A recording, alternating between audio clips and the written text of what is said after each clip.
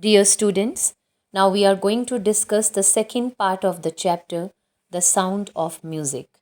In this, we are going to discuss about the Shehnai of Ustad Bismillah Khan. The Shehnai originated from a shrill, unpleasant instrument which was known as pungi. According to the story, the pungi was banned by Emperor Aurangzeb.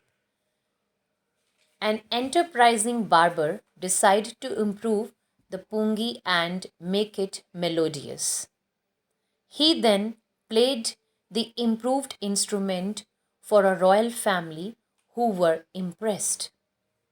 The word Nai means barber, and since the instrument was played in the Shah's chambers, it was called as Shehnai.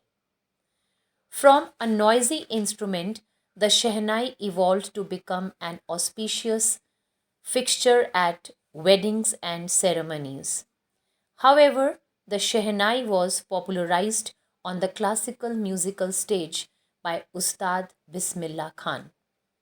Ustad Bismillah Khan was born to a family of renowned Shehnai players in Dumrao, which is in Bihar. Bismillah's family played before the Bhojpuri's king. As a young boy, Bismillah would watch his uncles practice the Shehnai with fascination. The young Bismillah would sing songs at a nearby temple and earn laddus in return. Bismillah would accompany his uncle Ali Baks to the Vishnu temple at Banaras. This was followed by lessons in Shehnai. Bismillah would not only practice all day but also invent his own ragas for the Shehnai. When he was 14, Bismillah and his uncle performed at the Allahabad Music Conference. Their audience included Ustad Faiz Khan, one of the greatest vocalists of the century. After the performance, Ustad Faiz Khan advised Bismillah to work hard. Bismillah got his big break at All India Radio in Lucknow. On the day of India's independence, Bismillah Khan performed the Rag Kafi at the Red Fort. His Shehnai was the first music that independent India listened to. Later, Jawaharlal Nehru would greet the nation with his famous Tryst with Destiny speech.